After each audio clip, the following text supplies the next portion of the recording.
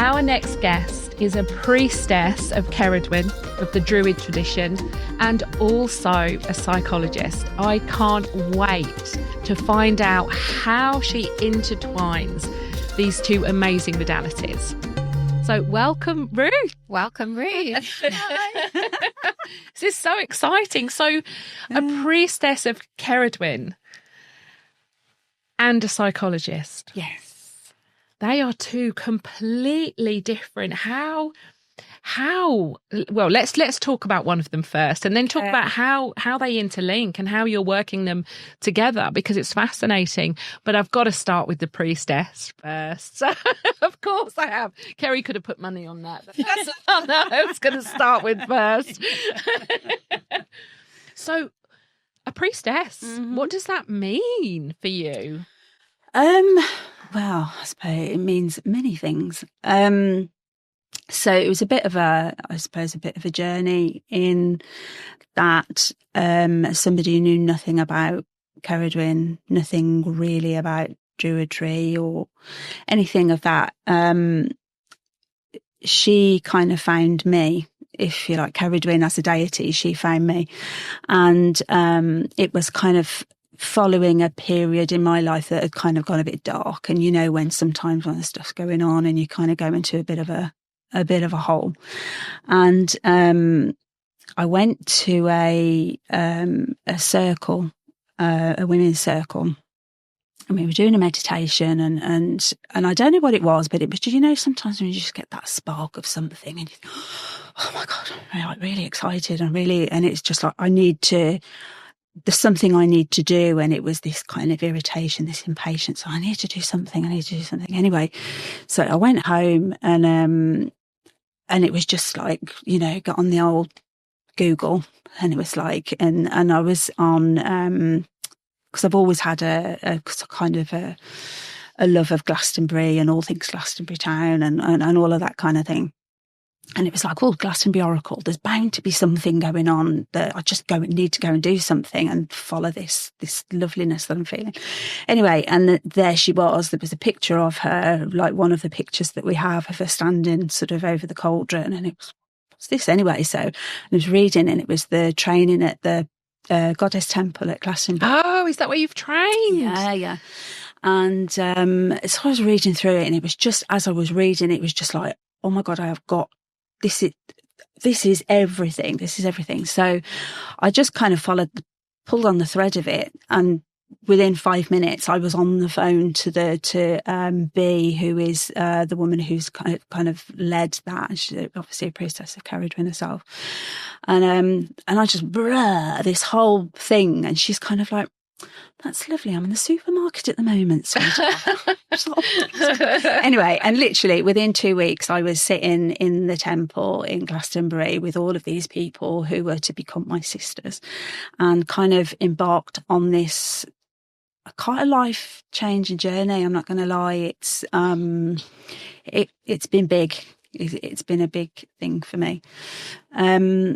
So yeah, and then we had 2 years of training. With at the end of the first year, you have a dedication, and at the end of the second year, you do an initiation, which I have to say was brutal. But yeah, I got through, and then you know, you sort of take it with you into your life. Some people are kind of more ceremonial and outgoing with it. For me, like with anything that I learn, I'm quite internal, and I have to sit, I have to do the self-mastery thing around it also. Yeah. So yeah. With regards to your training, can you sort of talk a little bit? You just mentioned, it was brutal. Yeah. Can you give me some examples of what the type of training that you have to go through? So there's lots of things. I think probably the biggest thing, because the Ceridwen is a deity, she's one of the Celtic goddesses. And she's known as the dark goddess, the witch goddess. She's the goddess of death and rebirth. So, which all sounds quite a bit dark and but it's kind of quite the opposite. But it's in the knowledge that within the death, there has to be, in order to change and grow, and, you know, you have to kind of almost go through a death. You have to face your own shadow. You have to go within.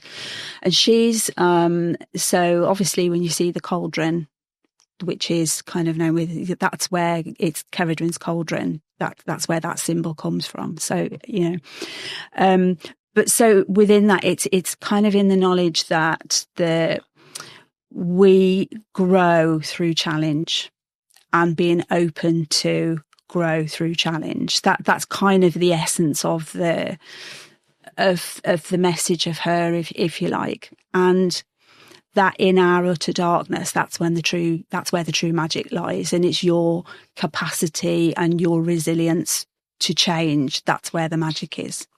So with that in mind, it's, you know, kind of quite a big part of our training in the bit. We're spending a lot of time in the dark mirror, understanding our own shadow, because that's the only way. It's almost like you've got to go into the dark to find the light. Into the cauldron. So in that, it was really hard. There was some really challenging, and there was quite a few. There was about 20 of us started, and there wasn't that many that initiated in the end. It was, for many reasons, you know, for that, you know,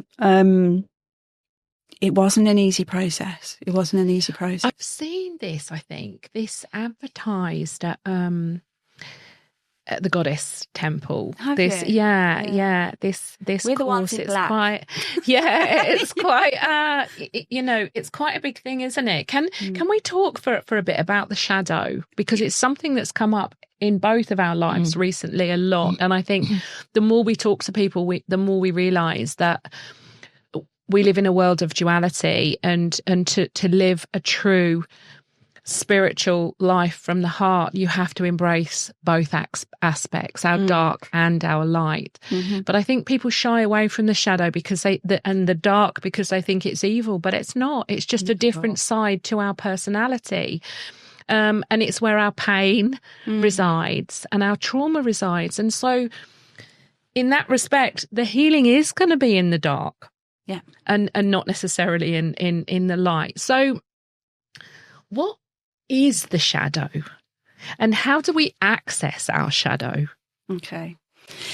So shadow, I mean, and this is where, to be fair, this is where the intertwining of the psychologist is, it's a natural fit. Yeah. And, you know, the two blend, it's just, I suppose it's a different language for a very similar process. Yeah.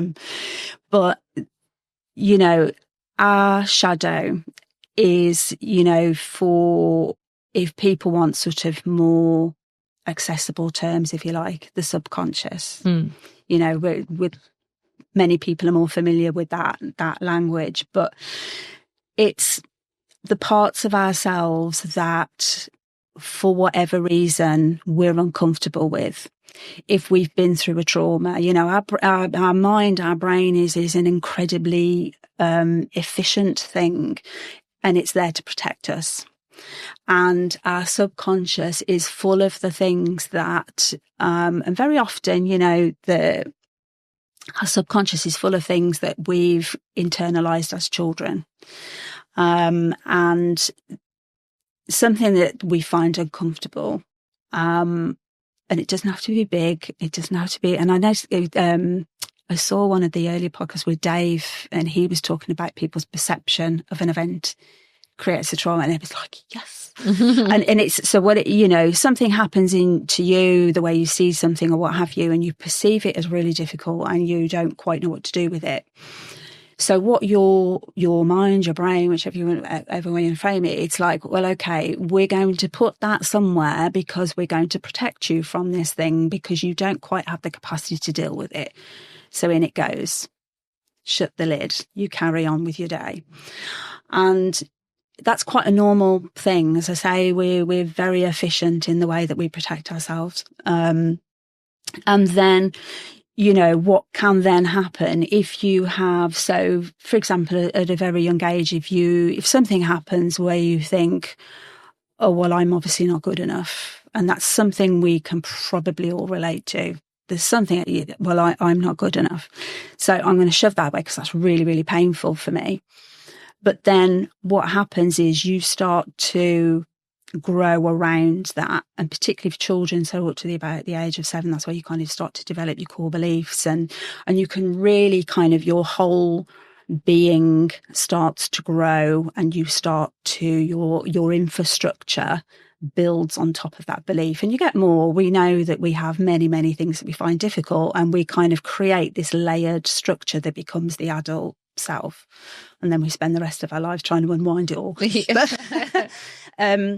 But so in essence, that's what that your shadow. So if you believe that, well, okay, my shadow self could be that I'm quick to anger, and I don't think I am, but it's just as an example. So if one of my shadows is that I'm quick to anger, so I might not like that about myself, so I might come really passive because I'm afraid of my anger. So, but my shadow, I could quite easily say, oh, that's a side of me, don't let the dragon out, don't, you know what I mean, and you kind of paint. But actually, what it is an old coping mechanism. So if you face it and think, well, actually, my anger was there at a time where I felt the need to protect myself, or I was hurt. Therefore, it wasn't safe to be upset, so I've turned it into anger. But I've bottled that way because anger, especially as you know, young girls, we're not supposed to be angry, are we? You know, and in the same way, weird boys aren't supposed to cry. So, you know, all of those things. So we turn our emotions into something that's socially acceptable or more palatable for our caregivers or what have you. So it's looking at that thing, looking and showing, well, okay, what's that aspect of me that I don't like or what have you? Where did it come from? Well, more often than not, it was a way of protecting ourselves. It was there to protect. So by honouring that and saying, well, actually, if anger's my thing, well, I'm entitled that as a human emotion. If something happens, it's quite healthy for me to be angry. It's all right to let the dragon out if, as an adult, I'm able to process it differently. I'm not going to clock anybody over the head. You know what I mean? But I'm entitled to how I feel. And it's things like that. I might not be using the best examples, but in essence, that's how you can really learn and grow from working with your shadow. Does that make sense? Yeah, it makes complete sense. What about people who have completely blocked things out? Do they stay blocked forever? Are they supposed to stay blocked forever? And what would happen if they came out? Well, that's where the growth is, isn't it? Some people do stay blocked and they never really. How can they sustain that? I have a belief around physical illness, and you know, there's a lot of research and there's a lot of people, and I wouldn't profess to work in that field, but I've spoken to a lot of people who have done that work, and they can see, and then it's probably a controversial thing to say when people are dealing with awful things like cancer and all the rest of it, but there is a body of work, and that, you know, how we internalize our emotions, the physical manifestation of that. You know, and Louise Hay, how many years ago, I know, the whole heap of work around stuff can be difficult. And there's a couple, I mean, I loved Louise Hay. It's her birthday recently, it would have been her birthday recently, 99. Amazing.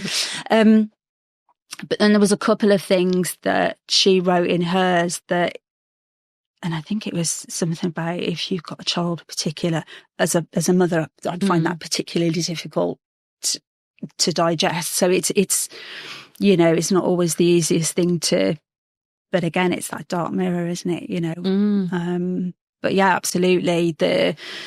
If you are able to look at this stuff and have the capacity, you know, the capacity to work through it and change and then, yeah, I mean, the benefits of that are huge, and it can fundamentally shift who you are and your life trajectory, potentially, if you are able to do that stuff. Yeah. Very healing. What do you think would happen if we were taught at school in young ages on how to regulate our emotions? Oh, you're speaking my language now. Yeah. It's something that I have been quietly banging the desk around for years, because I think I've worked with people struggling with addiction and impulse control for over 20 years. And, you know, very often had they been taught different coping responses, had they been supported to be resilient, had they been given those tools as children, as adults, it's very likely they wouldn't have been in the situations that they found themselves. Yeah, absolutely. Yeah. And I think they're seen, aren't they, as the you know, the troublemakers, the ones that can't keep quiet, and sometimes they're just the empaths and the highly sensitives, and then we've got all the autistic children coming through, and which I think are the special ones, personally. Sure. Yes. Have you seen? I was at a talk the other night and was talking about the telepathy tapes. Yes, we mentioned that with a guest last week. He was called. It was Jules. It was him doing the talk. Like, yeah. Oh my days! That's so fascinating. It's incredible. It's incredible. So, how do you live your life as a priestess? Does it filter into everyday life? Oh, for sure. And I think for me, that's kind of been the beauty about it, because whilst I do take part in ceremony, whilst I do all of that stuff, for me, in the most part, it is my day to day. That's, and it's, I think because, over the years, I started my healing journey started when I was quite young for many different reasons, and over the years had some amazing teachers, some incredible people that have shown up just at the right time to get me through the next bit and make sense of the world and what have you. But they were only ever sort of like tools and things that I was picking up, and it was, oh yeah, this is great, and I can do this therapy, or I can use this on myself, or I can this thing. But when I started kind of going into this path, it helped me to make sense of myself. So there were lots of things that as a child I was a particular way.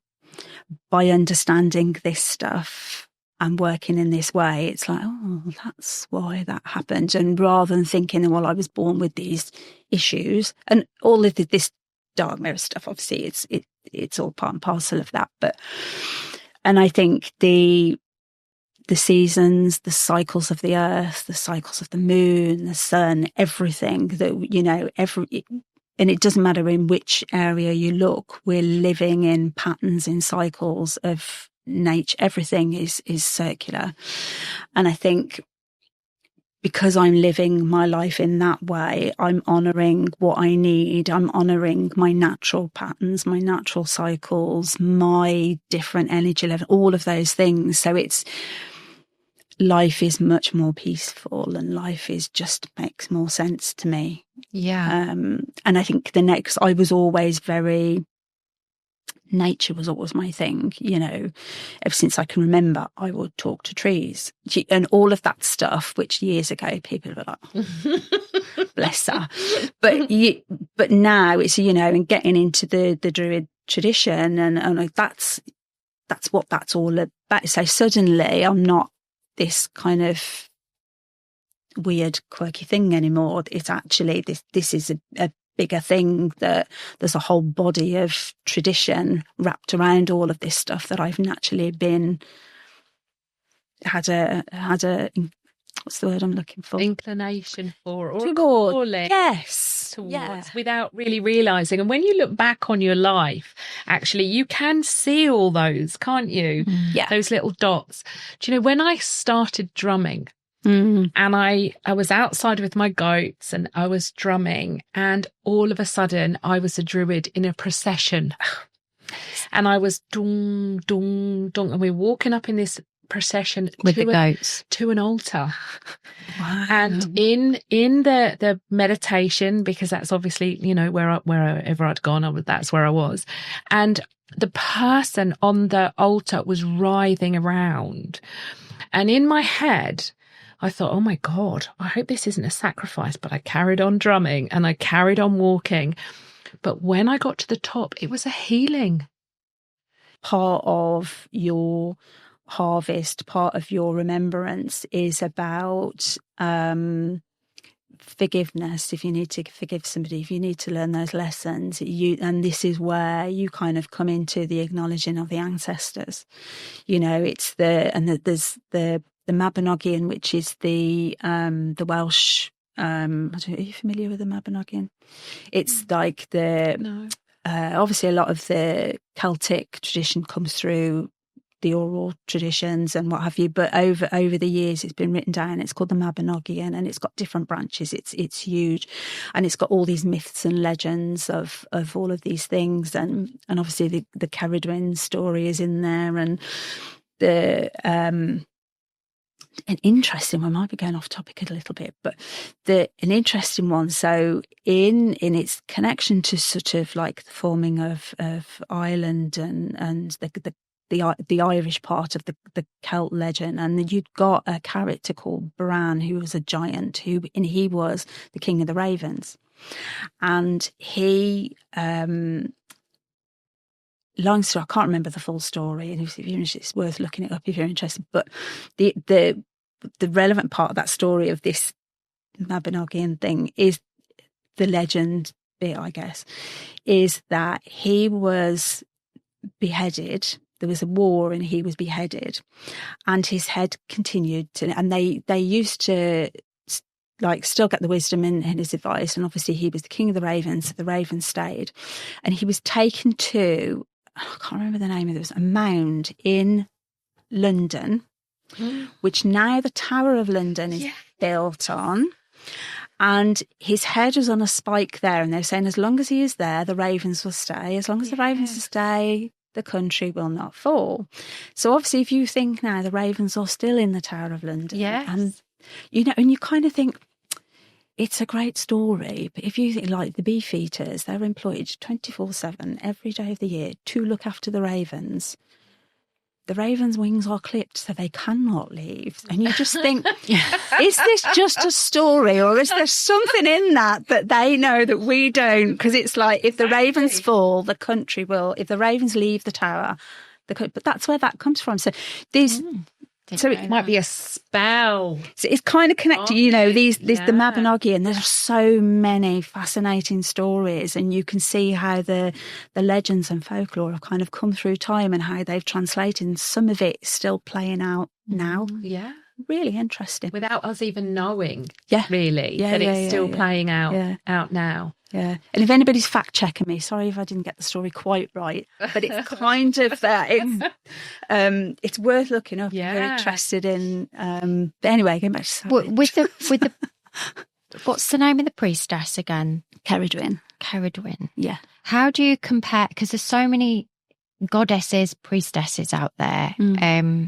And I've kind of heard of her. Yeah. But how different is she compared to things like Lilith and is it Morgan O'Fay? Yeah. How is she? Because they do different things, don't they? You can call upon them to help you with certain areas in your life. So what is the difference?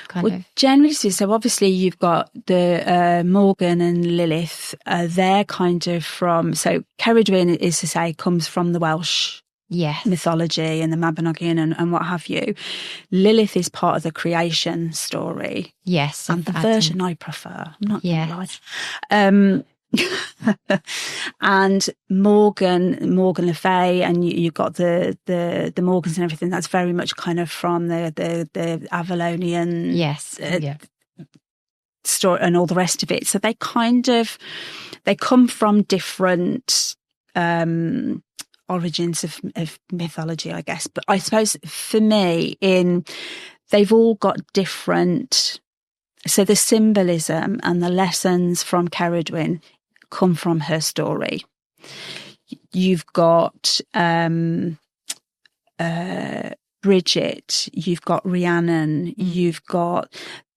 If you listen to their story, their legends around their story, and then it's all in the archetypes of them in that story. And that's where, so if you get,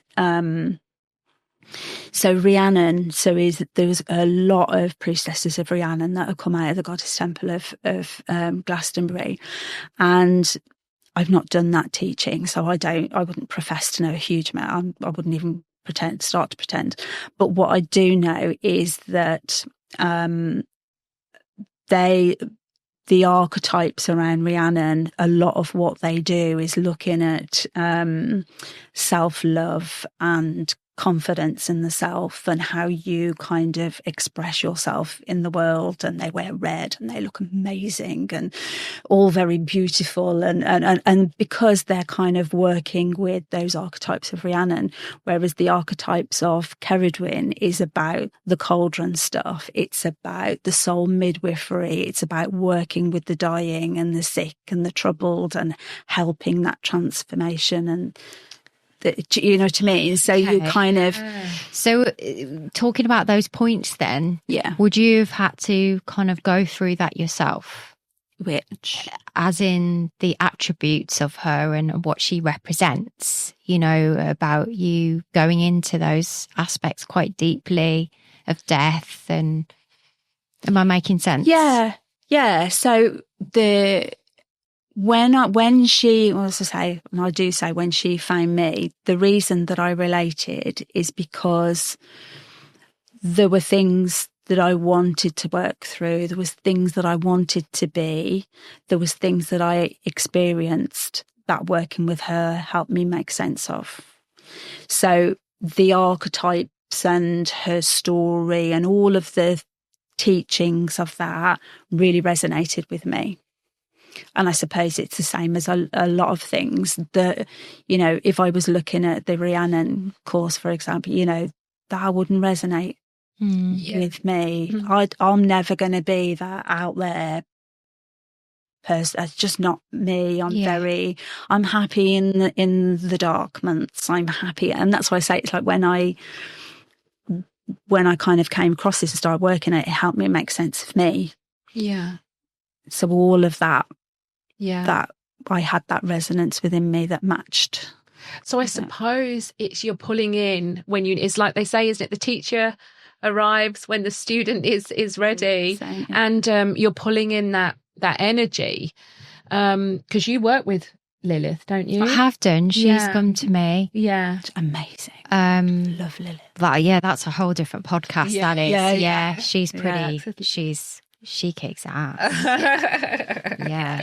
She's really good. Yeah, but I've actually kind of been getting into it a little bit more. Somebody actually said to me the other day, "Oh, you remind me of Morgan O'Fay." Or something like that. And I was like, "Oh, who's that?" And I looked at it and I went, "Oh, yes, absolutely." Yeah, and it's quite interesting how you can pull on those energies to actually work with in your life, really. Yeah, when you call upon that energy. And Lilith particularly, I mean, she's been demonised over the years, hasn't she? But in reality, when you look at her story, it was like, no, she was just an incredibly strong energy that wasn't going to yield in the way that was being asked of her. Yeah. Yeah. You know? Yeah, definitely. Oh, that's so me. Mine was Artemis. Oh, yeah, Artemis. Artemis. Yeah. I don't know much about Artemis. I think Artemis is a very kind of feminine archetype, feminine energy, but that she can kind of live without men. Yeah. So it's a bit more of she doesn't need, you know, the masculine. Yeah. Sorry, Craig. He knows I need him. But yeah, that's Artemis. So one thing I'm really interested about is, because you've been following the cycles, there's this question that arises about the calendar and the 13th month. Yes. Does that exist? It comes from the 30, so you've got 13 moons. Yeah. So you've got 13 cycles. Yeah. So yeah. Yeah. If you're following obviously we know that is it the Gregorian calendar that we follow? Yeah. So we follow that's the calendar year, but there's 13 moons. So that means you will follow that calendar then. Yeah. Yeah. Yeah. Yeah, definitely. definitely. Do you know, wouldn't it be amazing if we went back to following? Imagine the difference that it would make on everybody's life. Oh my God, yeah. Lived by, you know, the moon, the sun, the cycles, the land, and sat round fires and told stories. Yes. Oh, I have a real need to do that. You're making me feel like I want to do that. We can do that. Yeah. There is something in it with the cycles, because I've recently been doing a lot of studying about, you know, the cycles, you know, the women's womb cycles, a 28-day cycle, and actually living and altering things according to the cycles, you know, even like your food and withdrawing when you're, you know, and there's really something in that, you know. Oh, for sure. And I think following the, you know, that natural cycle that's really kind of part of us, I think it's really important. And obviously the cycles that are going on at the moment don't work very well. They don't. And I think everything is cycled, and it's like, if we can, you know, we come from nature. We are part of nature. We are part of these cycles. And it's like, you know, the in breath and the out breath. It's that a cycle. When you look at anybody that's looked at like the energy in plants and planting around the moon cycle, it's like the waxing energy. You plant seeds at the kind of now, well, not necessarily this time of year, but now up until waxing, there are a few kind of fruiting flowers that are all right that can cope with the energy of the full. But then in the third quarter, if you want to plant anything that it's more rooted stuff, you do not plant anything in the last half, because the sap, the energy has gone down. It's not going to take, and it's even that, it's something so simple that if you look at the building of the energy, it's like you set your new intention, you do your manifesting or what have you, sort of like on the new moon, and the energy, the building energy will take you to the full moon. You then, okay, what worked, what didn't, that's when you kind of do the releasing, and then you relax, and then you start again. And it's like, if you can only just live and I know it's not always that simple, but if you can live your life that way, that's got to be, because I think in this day and age, we don't always allow ourselves the exhale, do we? No. Got to do this, got to do that. And it's becoming so much more important because it's chaotic out there at the minute. Yeah. And I think everyone's feeling that chaos, even if they're not we're all spiritually minded. We just haven't remembered, all right, to talk, a bit cliche-y, but that's the reality, isn't it? You know, we're all spiritual beings. And I think so many people are just so desperately unhappy and afraid and anxious at the minute because they don't know what to do and how to help themselves, because we're not educated. Again, we're not taught these things. Yeah. We're taught achieve. And the person who gets the most points is the person who sleeps the least, and the person who gets the, everything that's bad for us. Yeah, definitely. And it's not right, is it? Because when your cup is, when you're full with good stuff, it overflows, and then, that filters out. Mm-hmm. I feel very passionately about this. That's amazing. Going back to your with your work that you do, obviously you work with people with addictions and stuff. So having that knowledge, that spiritual knowledge, and then you're working with somebody that's not necessarily open-minded, like how do you intertwine all of that together?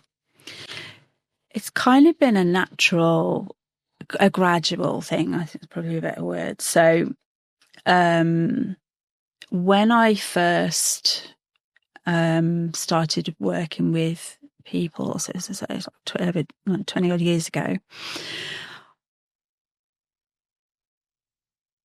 rewind a bit. So when I was quite young, ever since I can remember, it's when I met people or anybody that was around, I had a sense of who they were and always knew if what they were saying wasn't resonating with who they were. And obviously it wasn't until I was quite a bit older and getting to know things a bit better that I was able to make sense of what that was. Being able to do that, that was something that when I started working with people and helping support them, it was quite a natural fit, because it wasn't necessarily a belief system. It was just my way of being, if you like, that you'd start a conversation and it's like, I don't quite work. And so it was able to kind of rummage around into what they were saying actually fit with what was, so it was kind of a supportive thing. Yes. So it was like I was feeling, and sometimes these are blocks that they didn't know they have. They didn't know where it was coming from. It's like, well, you're saying you feel this. However, that's not gelling for me. So it's like you'd end up kind of going on this conversation of, it's kind of an exploration with them to find, well, okay, what is really going on here? And I've always worked that way, and I'll do it now and then. Sometimes it's like, somebody's struggling with stuff and they've got something and there's something hidden in there that's driving all of these things that are just really messing with their lives. And it's like, they'll say something and I'll go, okay, there it is. Let's go there. And it's probably a bit like what you're doing with these conversations, It's like it's in there. Let's rummage through there. Right. Okay. That's it. And they'll be, oh God. Okay. And then it's like, okay, that's where this is coming from. You can then say, well, okay. And we talked earlier on about shadow and the way that we build ourselves around these things that we've experienced. So you go on that, you start doing that work then. Well, when this happened to you, how did you feel? Like this. Okay, so how did that come out at the time? Well, it didn't. Okay, so you've shoved that in. So you started to behave in this way because you'd put that away. And this is how you started to interpret the world, but it all comes back to this thing. So it's kind of, it's rummaging around till you find that. But so I suppose to kind of answer the question, it's like, I think the spiritual part of me, that was kind of there first, and it facilitated, and it's just been a natural thing. And obviously over the years, as I've kind of worked with more people and I see these patterns and learn more about myself, and I learn, every time I have a conversation and a therapeutic session, it's telling me something more about myself. So I'm constantly learning and evolving.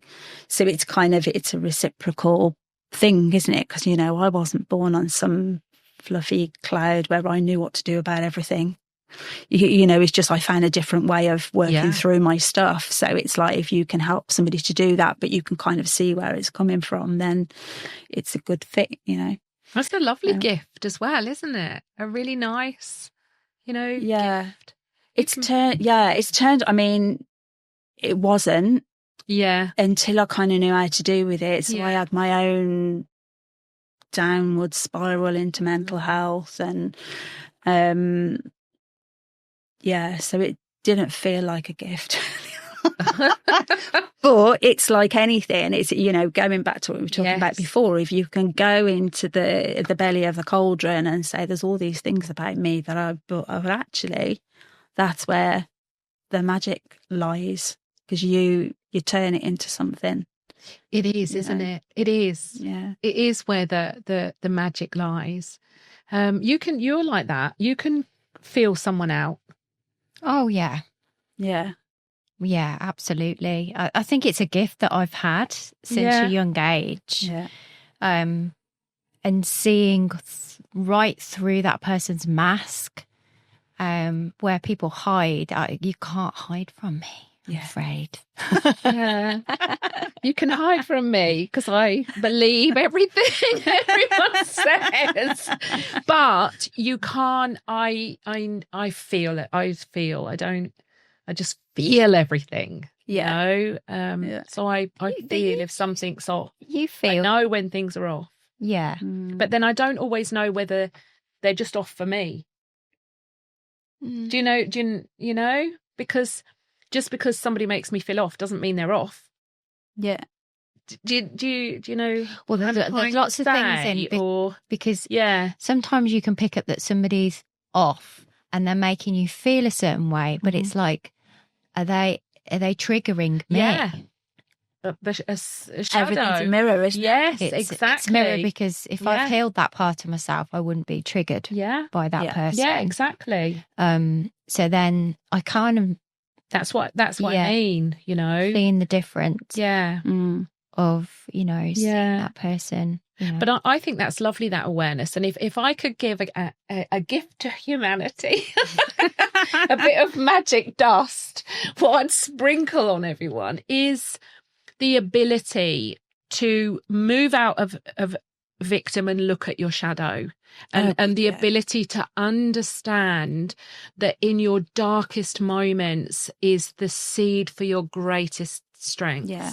And it's hard to do though, isn't it? It's and it is very hard. So hard. And I think we live in a world where it's, you know, one of my, I don't know, it's not necessarily pet hate, but I just think, you know, I'm sure we've all had the moments when your eyes roll into the back of your head, you've got to forgive everybody for doing it. And it's like when you're in the middle of something and somebody's really hurt you or whatever it is hard. It's hard to, I'm going to forgive you. I know. But I heard something amazing recently and it really kind of helped reframe that. And there's been a few things that have shifted for me quite recently on hearing that, is that before we're all incarnated, if obviously you believe in multiple timelines and stuff, but before we're incarnated, obviously we create soul contracts with people. People are going to show up in our lives and they're going to help us to learn our lessons. So somebody will show up in our life and they may treat us bad, as something difficult may happen or what have you. So that gives us an opportunity to grow. Yeah. But if you think about, you know, if you also believe in karma, what goes around comes around. If they've done something bad, if they've hurt you, in order for you to learn that lesson, they are going to pay. So and this can be really, because if some people have been through awful things at the hands of other people, and for some people this might be, they'd be thinking, yeah, whatever, Ruth, stop talking, you know. But if you think, if whatever that person has done to you, they've got to pay for it, the karmic, they've got to face their karma. They've kind of almost sacrificed themselves on a karmic level in order for you to grow. So in that respect, oh, thank you so much. Yes. Do you know what I mean? Yes. And you're just like, that is a great way of reframing it. So rather than thinking, you know, at the point where you're ready, well, I've got to forgive this person and all I want to do is just smash their face in. Yeah. In the words, if you remember War of the Roses, I just want to smash your face in. I love that. When that's what you're feeling, it's an easier place to go to say, I know they're going to pay for that in order for me to grow. It's slightly less jarring, isn't it? And for me, I think it's like, if I forgive, there's an essence of judgment. My moral superiority is going to forgive you. So how evolved is that anyway as a concept? Yeah, exactly. Do you know what I mean? I never So it's thought just about that actually, but it's true, No, isn't it? It is. Yeah. No, but I like that. Thank you for highlighting, you know, the lesson. Yeah. And I have to say, I'm 56 and I've only just stepped into that concept, but I've stepped into it, haven't we? It's taken me a long time, Ruth. But we're getting there. So we're running out. I've loved talking to you, as I knew I would do. But I want to ask you both a question. Oh, one of Paula's questions. Yeah. Brace yourself. That is, what would your gift to humanity be? If you had a gift that you could give, a magic gift to humanity, mine was my little dust that's gonna, what will it be? First thing that dropped in was forgiveness. Mine was gratitude. Yeah, forgiveness. Yeah. Why forgiveness? I think forgiveness, if you can't forgive somebody, that holds you in such a state of pain, holds you stuck, and it really harms you as a person and also the person that you're holding the forgiveness to. So if people can have that forgiveness, it's so freeing and healing. And also, I think, taking the lessons as well with that. Yeah. That's a good gift. We like Isn't that it? gift. I like that one. Yeah, yeah. And gratitude. Why gratitude? It's something that builds, isn't it? If you can be in a state of gratitude, then your resonance brings more and more things to be grateful for. Yeah. And I think it's just momentum of positivity. Well, the most powerful vibration, your frequency to be in, is gratitude, and it's been measured. Yeah. Is gratitude and sex, which I've mentioned before. Yeah. There's another podcast. It is another podcast for that one. We're back at the shop. I've just gone straight to the shop at Glastonbury. The one underneath the Tantra. Temple, the Tantra sex shop. Because actually, they use, the more we step into this and go down the rabbit hole, the more I see that the actual sexual energy for magic is so powerful, isn't it? Yeah. So powerful. Oh, this has gone in a different direction. Yeah. It's another podcast. We'll be coming on with this one. So before we finish, what is your vision? Where are you heading with your work? So I think I'm in the process of writing, and the writing is going to be on the basis of this weaving and how what may feel like a whole lifetime of random events aren't, how everything is connected, and how by tapping into it, you can kind of bring more magic into your life, really. Wow. So that's another podcast then. That's a hot off the press announcement, folks. Yes, writing. Hot off the Yeah. I'm a bugger for writing stuff down. It's like I'll go off on so I'm after many years of thinking I've got to do something with all of that stuff, it's happening. That's wonderful. And we're moving into the right time of year to do that as well, aren't we? Absolutely. Yeah. Absolutely. Yeah. So yeah. And to be fair, it's almost writing itself. As somebody who doesn't, I'm on the dyslexic thing. So writing huge bodies of work is just not my jam, if you like, in a coherent way. Scribble loads of stuff, but it's kind of writing itself, which is that's wonderful. Interesting. Yeah. So, wonderful. Yes. Well, thank you so much. Yeah. Thank you. Sharing your story with us. Yes. So any words of wisdom you'd like to share with everybody and anybody that's listening? I think, off the top of my head, Sorry, I've put you on the spot. What's the Bill and Ted thing? Something about Prosper. No, I think the stuff that we were talking about before, about if there's anything that you can do for yourself, is not being afraid to go within and look. And if you can just listen, you hold all the wisdom that you could ever need to achieve whatever it is that you would want in your life. All you need to do is listen. Yes. That's Listen lovely. to yourself. That's it, isn't it? Thank you so much. It's been a pleasure, Thanks, Ruth. pleasure. Lovely. Thank you, Ruth. Yeah.